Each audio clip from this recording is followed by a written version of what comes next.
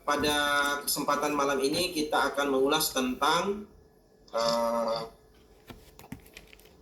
sebuah tema menarik tentang dialektika antara hukum Islam, politik, dan ekonomi. Ini menarik kenapa? Karena ini perdebatan yang sangat panjang dan saya kira banyak sekali ilmu yang mungkin kita bisa tarik, bisa menjadi inspirasi pada malam hari ini kaitannya dengan relasi antara agama dan negara, karena ini menyangkut tentang politik hukum ya. Jadi pada malam ini saudara Gunawan Diamond ya akan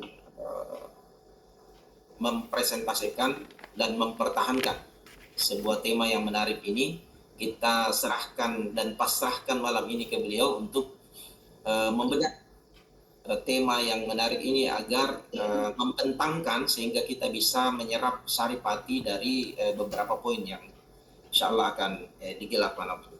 Saya persilahkan Pak Ustadz Gunawan Diamond. Tafadhal. Ya. Bismillahirrahmanirrahim. Assalamualaikum warahmatullahi wabarakatuh. Waalaikumsalam warahmatullahi wabarakatuh. Alhamdulillah wassalatu wassalamu ala rasulillah wa ala alihi wa sahbihi wa mawalah amma ba'd.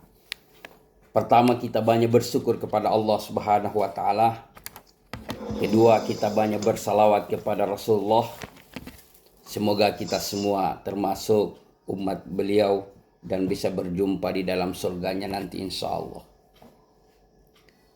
Saudara-saudara sekalian, tema yang diberikan kepada saya sebenarnya yaitu hukum Islam dan perubahan sosial, ekonomi, dan politik.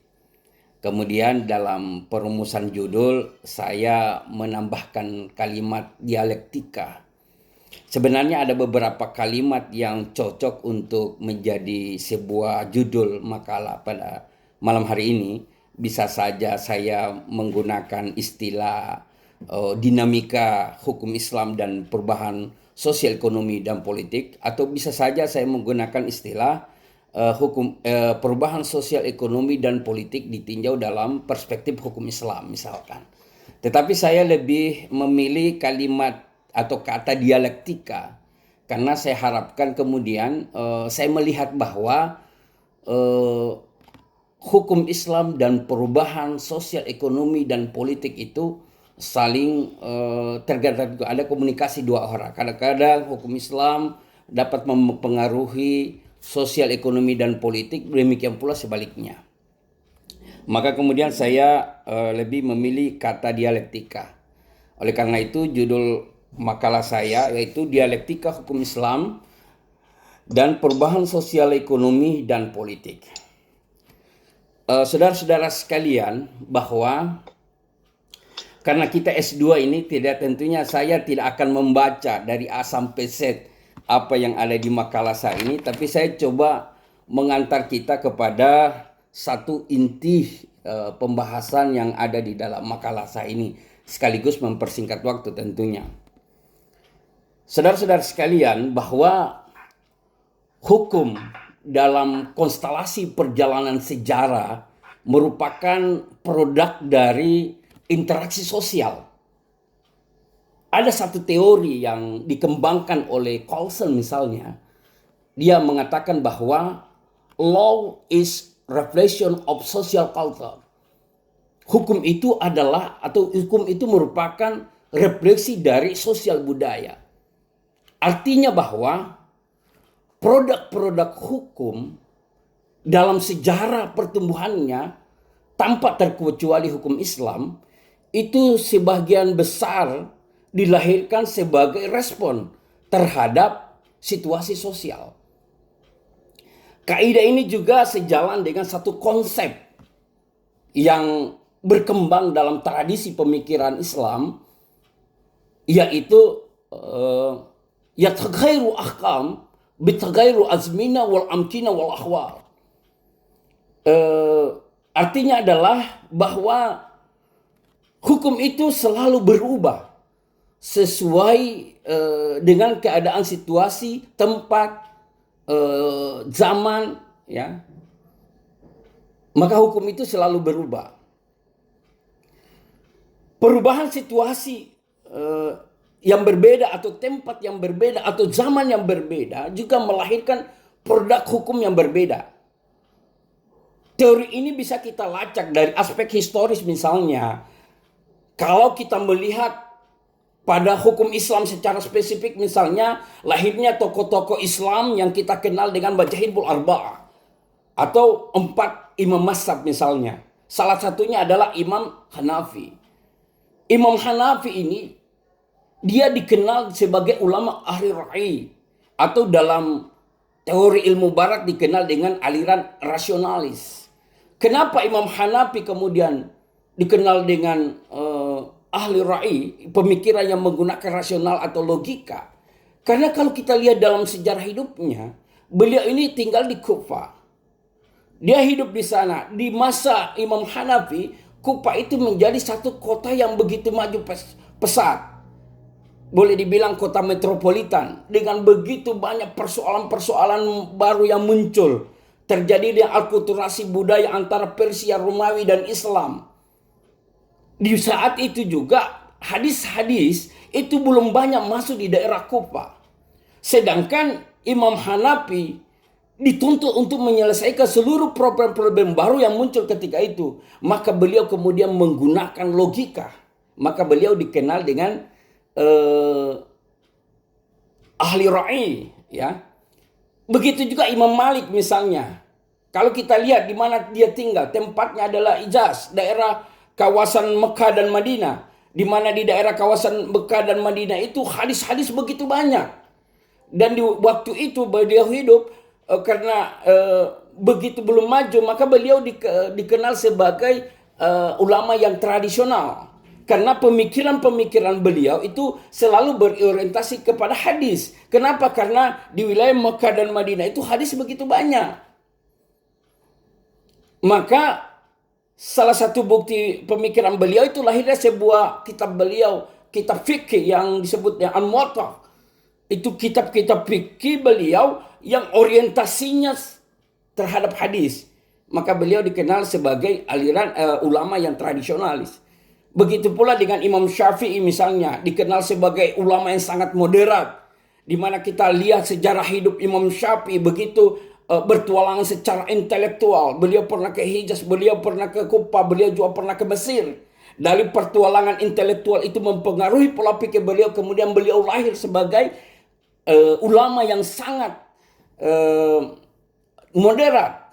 Nah, dari latar belakang inilah sebagai contoh bahwa situasi tempat, zaman itu selalu mempengaruhi produk-produk hukum yang lahir dalam konteks ini. Kemudian, saudara-saudara sekalian, lalu bagaimana dengan hukum Islam terhadap perubahan sosial, ekonomi, dan politik? Kita tahu bersama bahwa perubahan sosial itu adalah sebuah keniscayaan atau yang kita sebut dengan sunnatullah, sesuatu hukum alam. Ketika interaksi manusia itu terus berkembang, maka terus terjadi perubahan secara sosial. Maka akan lahir begitu banyak perubahan-perubahan perilaku-perilaku masyarakat terus terjadi perkembangan. Oleh karena itu, hukum Islam harus menjadi kontrol sosial. Di mana hukum Islam hadir sebagai kontrol terhadap perubahan-perubahan sosial. Agar setiap perubahan-perubahan sosial itu bisa sesuai dengan esensi syariat. Tidak melanggar syariat agama. Maka kita mengenal istilah misalkan hukum Islam sebagai social control. Atau hukum Islam sebagai sosial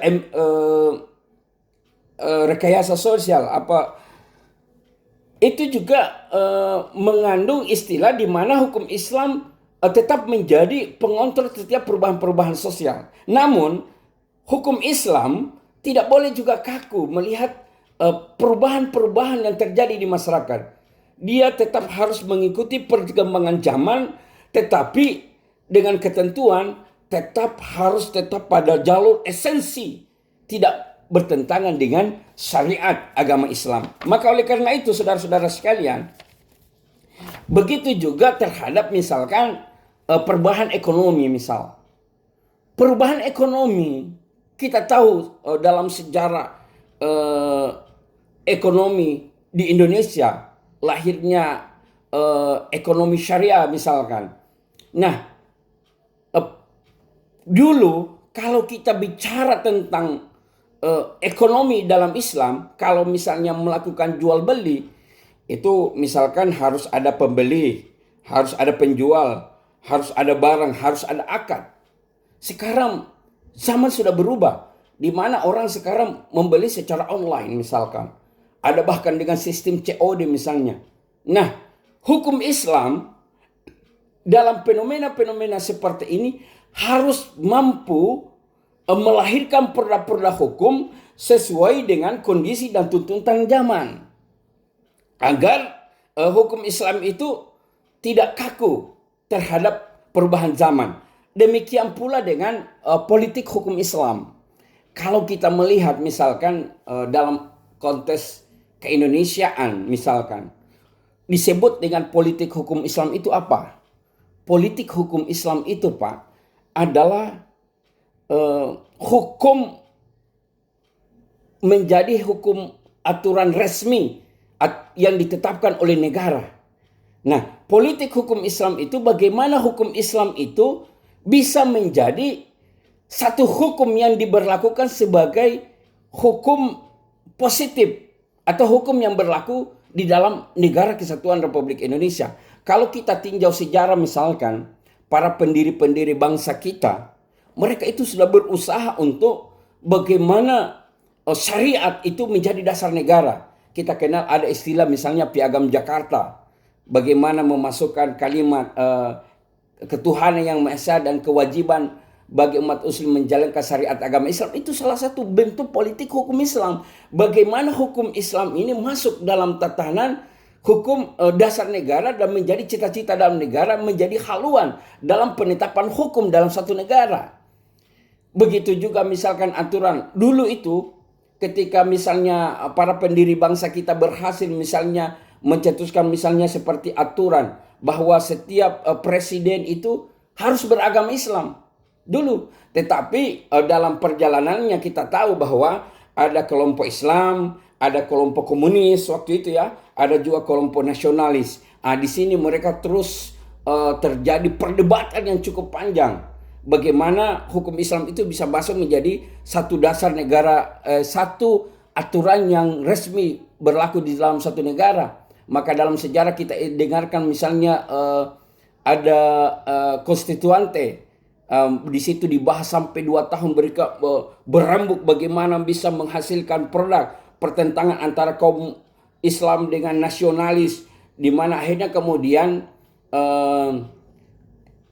kaum dari muslimin, perwakilan dari muslim ini seperti diwakili oleh pendiri NU kita, pendiri dari Muhammadiyah, ada seperti Wahid Hasim misalnya, ada seperti Agus Salim misalnya. Mereka itu kemudian mengalah dan dengan konsep bahwa Indonesia ini bukan hanya Islam tetapi di mana akan ada penolakan dari Indonesia bagian timur terhadap konsep-konsep seperti politik hukum Islam masuk. Namun kita banyak bersyukur bahwa Indonesia telah banyak mengakomodir hukum-hukum yang berlaku di negara kita. Seperti misalnya kita tahu ada kompilasi hukum Islam, ada hukum tentang pernikahan, ya. Kita kena ada hukum tentang zakat, hukum tentang haji, wakaf dan lain sebagainya. Itu adalah satu bentuk kekuatan politik hukum Islam berhasil menjadi hukum itu berlaku di negara kita.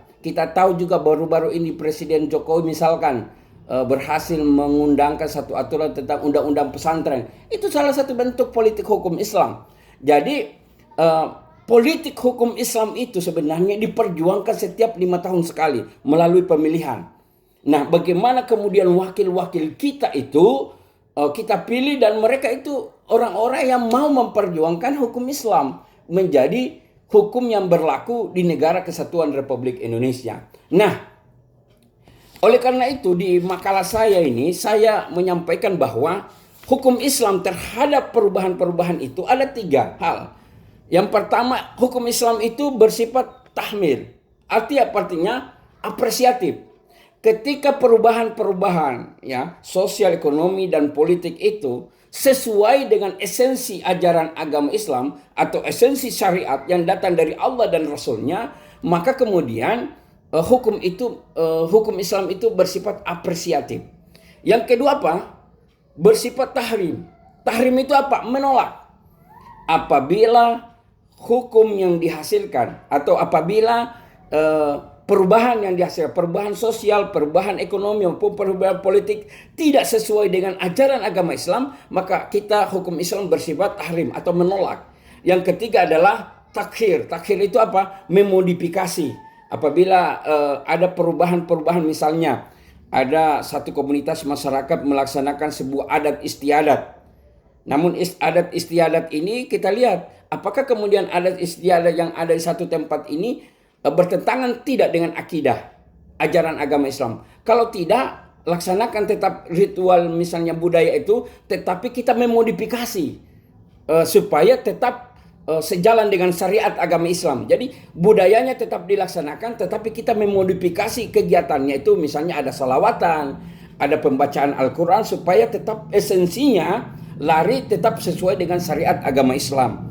Nah, dari berbagai macam perubahan-perubahan sosial ini, perubahan ekonomi, perubahan sosial, ekonomi dan politik, begitu hukum Islam melihat, kadang-kadang dia mengapresiasi perubahan apabila perubahan itu sesuai dengan konteks syariat agama Islam, atau misalnya dia menolak perubahan dan kadang-kadang bersifat takhir atau memodifikasi perubahan.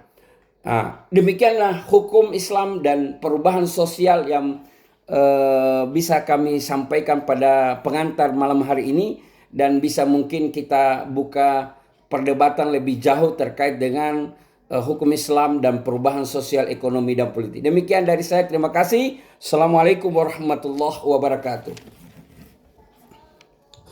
Ya, Waalaikumsalam warahmatullahi wabarakatuh. Terima kasih atas presentasi yang luar biasa, semangatnya Pak Budi Gunawan ya. Baik, saya persilahkan